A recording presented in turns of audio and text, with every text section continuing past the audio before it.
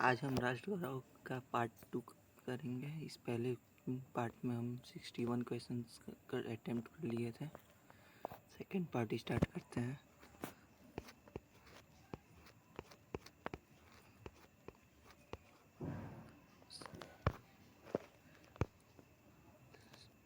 Sixty two number question है, प्राचीन भारतीय वाग्मय में पूरी की संख्या कितनी बताई गई है।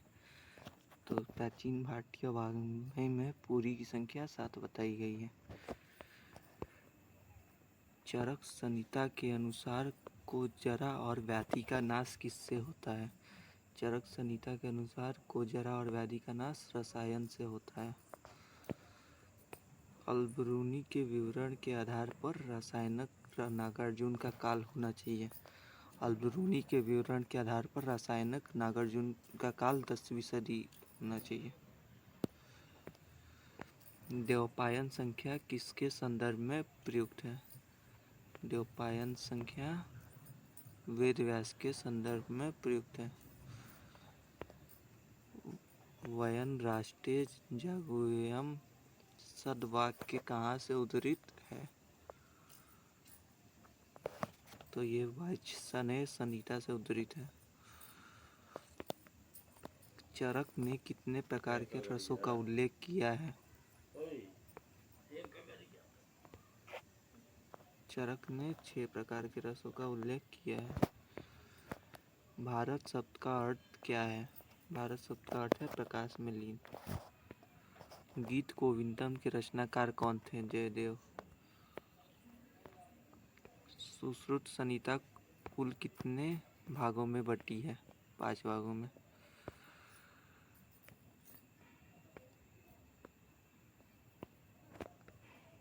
माँ निषाद प्रतिष्ठान त्वगमय शाश्वती सभा किस प्राचीन ग्रंथ की पहली पंक्ति है। रामायण की। चरक संहिता कितने भागों में बटा है। 8 भागों में। ऋग्वेद में भारत कहा गया है। ऋग्वेद में किसे भारत कहा गया है। अग्नि को। ऋग्वेद का प्रथम शब्द है।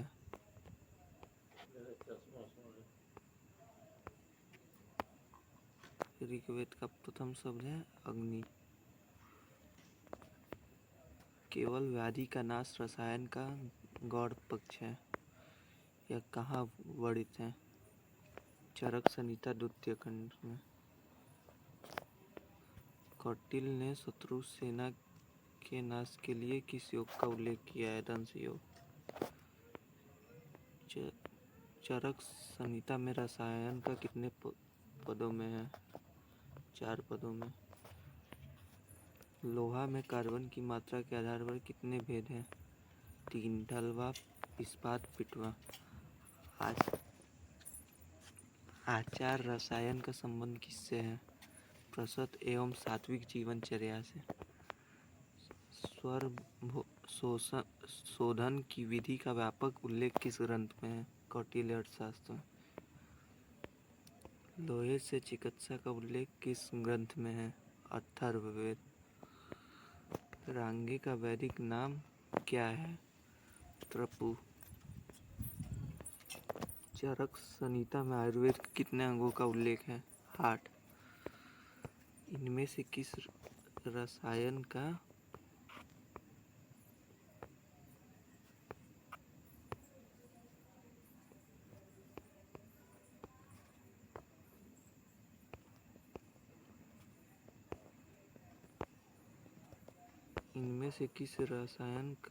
का उल्लेख चरक ने किया है। च्यवनप्राश का किया है, ब्रह्म रसायन का किया है, त्रिफला का किया है, उपयुक्त सभी का किया है। पारद मरकरी का एक और नाम क्या है। मरकरी का एक और नाम दरत है।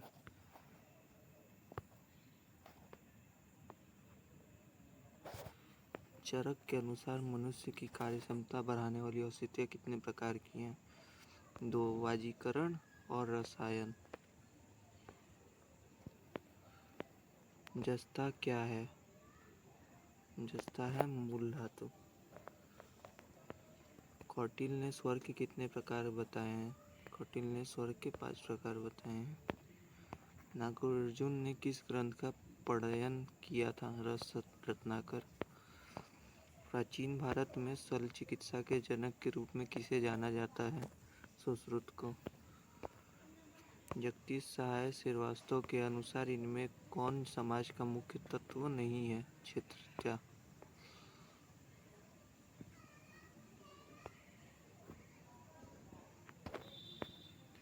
सप्त महापुरियों में कौन शामिल नहीं है? लुम्बिनी। रत्न सूची के अनुसार राज्य का कोषाध्यक्ष कहलाता था? संग्रहित। कालिदास की रचना है कुमार संभव। रत्नी सूची के अनुसार राज्य का प्रमुख कर संग्राहक कौन होता था? भागदूत। गणित सार संग्रह पुस्तक के लेखक कौन है? महावीराचार्य। रत्नी सूची में उल्लेखित अक्षावाप क्या था? राजा का सलाहकार।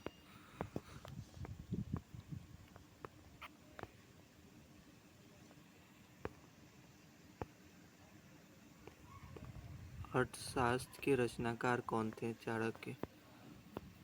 उत्तर वैदिक साहित्य में रत्नियों की संख्या का सही सूचक है? 11 से 14।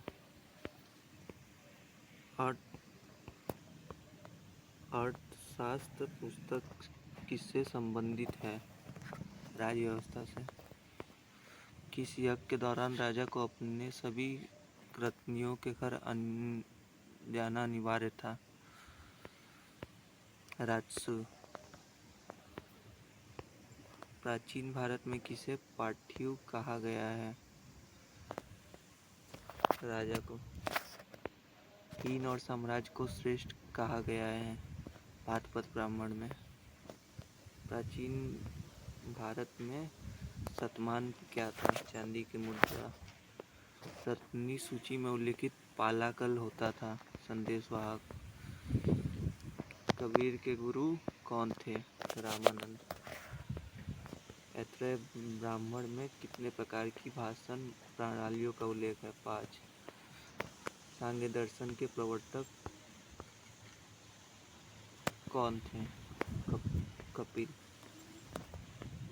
मौर्य सम्राट ने अपनी राजधानी कहाँ बनाया? पाटलिपुत्र। पटना। वैराज्य और भोज नामक भाषण प्रणाली का उल्लेख किस प्राचीन ग्रंथ में मिलता है? ऐत्रेय ब्राह्मण में।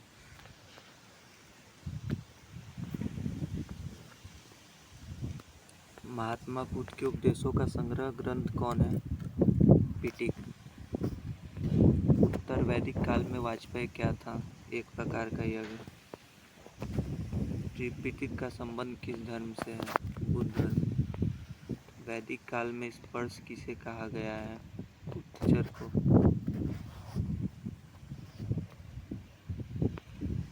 सम्राट अशोक द्वारा लगवाए गए अधिकतर अभिलेख किस लिपि में है? ब्राह्मी लिपि। ऋग्वेद में जन शब्द का उल्लेख कितनी बार हुआ है? 275 बार। भगवान बुद्ध की स्मृति में किस शासक ने 84,000 स्तूप बनवाए थे? अशोक। प्रसिद्ध सूक्ति मनुर्भव मनुष्य बनो कहाँ से उद्धृत है? ऋग्वेद से। अहिंसा परमो धर्म किसने कहा है? वेदव्यास। रत्न सूची के अनुसार शिल्पियों का प्रतिनिधि कहलाता था? गोविकर्तन। वैदिक काल में किसे तक्षण कहा गया है? बढ़ई को। रत्न सूची में उल्लेखित भावाता क्या था? रानी। कौन सा प्राचीन ग्रंथ ब्राह्मणों को देवतुल्य बतलाया है? कौन सा प्राचीन ग्रंथ ब्राह्मणों को देवतुल्य बतलाया है?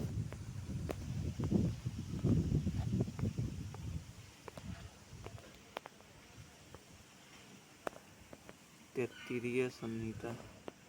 प्राचीन भारतीय गणराज सुमारगिरी के शासक थे। मौर्य किस प्राचीन गणराज्य के शासक थे? पिपलीवन।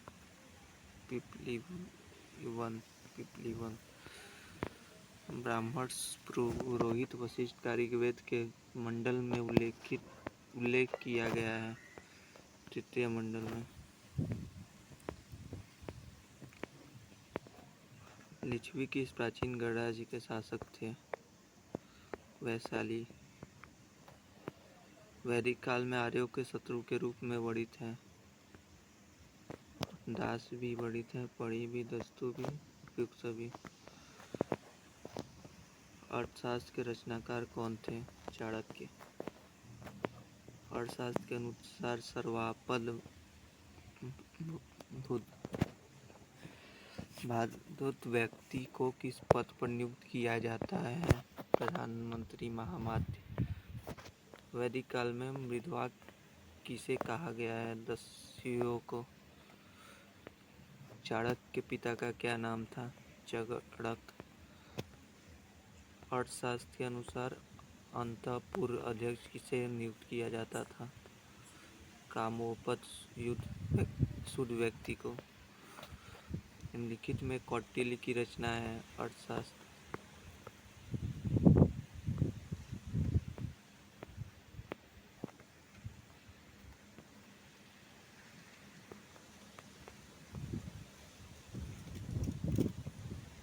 किसे शाक्ति मुनि कहा गया है? किसे शाक्ति मुनि कहा गया है? महात्मा बुद्ध को। अर्थशास्त्र में उल्लेखित उपपद क्या है? अर्थशास्त्र में उल्लेखित उपपद क्या है? एक प्रकार की परीक्षा। द्वासराज मंडप का सिद्धांत किस सदी की देन है? ईसा पूर्व 6ठी सदी। प्रसिद्ध परामर्शदाता और मंत्री हरिसेन किस राजा का सलाहकार था? सम्राट समुद्रगुप्त। अधिलिखित में कौन से मौर्य शासन की जानकारी का स्रोत नहीं है? मनुस्मृति। शासन के सलाहकारों के लिए मंत्रीगण शब्द का सर्वप्रथम प्रयोग किस ग्रंथ में हुआ है? अर्थशास्त्र। किस प्राचीन ग्रंथ में सेनानी को पुरोहित से श्रेष्ठ बताया गया है? शतपथ ब्राह्मण। द्वासराज मंडल सिद्धांत का सर्वप्रथम उल्लेख कहाँ हुआ है? कामन्तिसर में। में। रामावत संप्रदाय का प्रवर्तक कौन था? रामानंद। 18 हाथों वाले नटराज का चित्र किस गुफा में बना है? बादामी की। आल्वार भक्तों का संबंध किस प्रदेश से है? तमिलनाडु। सुप्रसिद्ध एलोरा में कुल कितनी गुफाएं हैं? 34।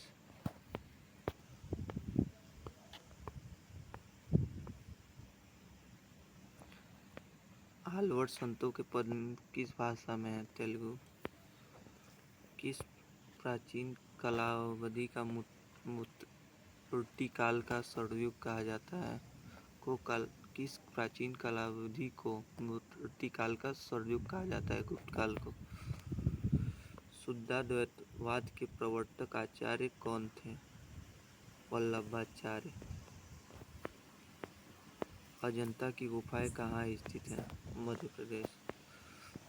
द्वैताद्वैत मत के प्रवर्तक आचार्य कौन थे? निम्बार्काचार्य। अजंता की गुफाएं संबंधित है गौतम बुद्ध से। अजंता में कुल कितनी गुफाएं थी? 30। भारत में प्राचीनतम प्रात मूर्ति किसकी है? अजातशत्रु की। किस संत के संबंध में महाकवि दिनकर ने कहा था कि परिवार से वे कठोर वर्णाश्रमी किंतु विचारों से दयालु संत थे? रामानंद। तमिल प्रबंधन को संकलित करने का श्रेय किसे जाता है? श्रीनाथ मुनि को। 64 कलाओं पर जयमंगला टीका किसने लिखी है?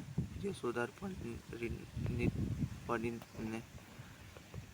निम्नलिखित में से कौन प्रस्थानत्रयी में शामिल नहीं है? रामायण। वात्स्यायन कृत कामसूत्र में वर्णित 64 कलाओं में प्रथम कला है गायन। संगीत दर्पण नामक ग्रंथ के रचनाकार कौन थे? दामोदर मिश्र। यजुर्वेद में उल्लिखित 64 कलाओं का क्रमशः वर्णन किस ग्रंथ में हुआ है? कामसूत्र में। संगीत रत्नाकर नामक ग्रंथ के रचनाकार कौन थे? शार्ंगदेव। 64 कलाओं का सर्वोत्तम उल्लेख किस ग्रंथ में हुआ है? यजुर्वेद। किस प्रसिद्ध गुफा में त्रिमूर्ति का विश्वविख्यात चित्रण है? एलिफेंटा की। कला शब्द का प्रथम प्रयोग किस ग्रंथ में हुआ है? ऋग्वेद में। 2 शोकाकुल नारी का चित्रण किस प्रसिद्ध गुफा में किया गया है? बाघ की। भीमबेटका के भित्ति चित्रों की खोज किसने की थी? विष्णु वाकरकर ने। महाभारत कुल कितने पर्वों में विभक्त है? 18। श्रीमद्भागवत गीता किस प्राचीन ग्रंथ का एक अंश है? महाभारत।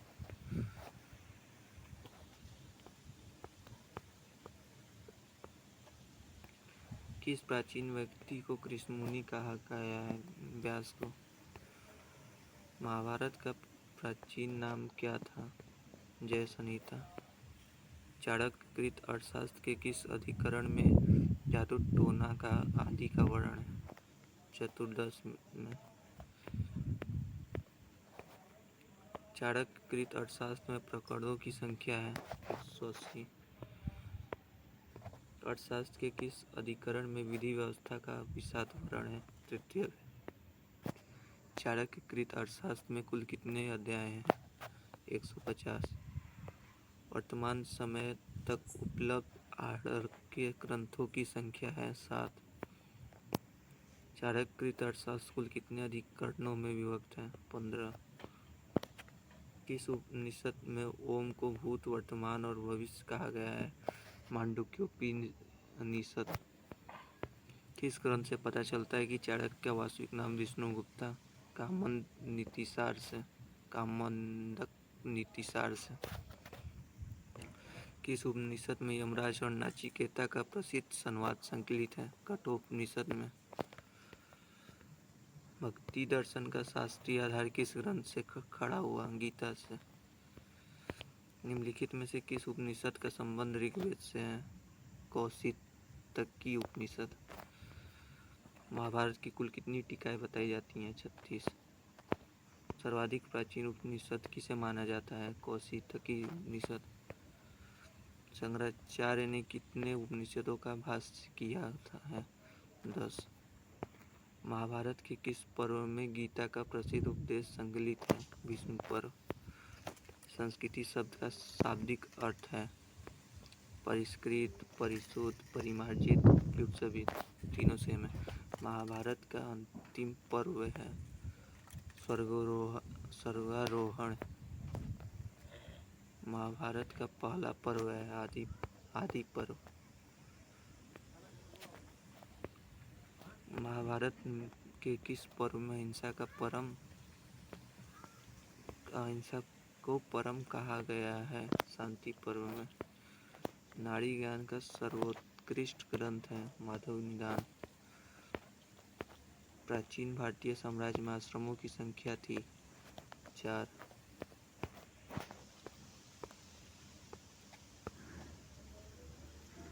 प्राचीन भारत में शल्य चिकित्सा के प्रेरकता कौन थे?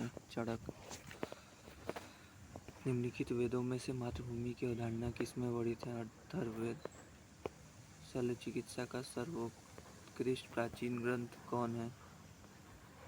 सुश्रुत संहिता। प्राचीन ऋषियों ने आयुर्वेद को कितने भागों में विभक्त किया है? 8। काय चिकित्सा का सर्वोत्कृष्ट प्राचीन ग्रंथ कौन है? चरक संहिता। किस प्राचीन रासायनिक ने पराघात प्रयोग के लिए रसायनों के उपयोग का वर्णन किया है? चाणक्य। किस उपनिषद में 116 वर्षों की आयु की प्राप्ति का मंत्रोच्चार वर्णित है? कठोपनिषद में। रस प्रकाश सुधाकर नामक ग्रंथ के रचनाकार कौन थे? यशोधर। राज्य के सप्तांग सिद्धांत का उल्लेख मिलता है अर्थशास्त्र में। किस वर्ष रविंद्रनाथ टैगोर द्वारा रचित भारत राष्ट्रगान जन गण मन को अंगीकार किया है? 1950। वे कौन से 3 ऋण हैं जिसे मनुष्य मोक्ष की प्राप्ति करता है? तो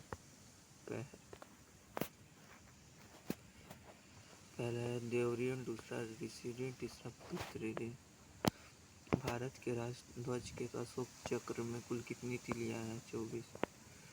भारत के राष्ट्रध्वज की लंबाई एवं चौड़ाई में क्या अनुपात है? 3:2। पुरुषार्थों की संख्या कितनी है? 4। सतमें जयते राष्ट्र चिन्ह में कहाँ अंकित है? सबसे नीचे। वाग्भट कृत अष्टांग संग्रह किस विषय से संबंधित ग्रंथ है? चिकित्सा। भारत के राष्ट्र चिन्ह को बोध वाक्य है।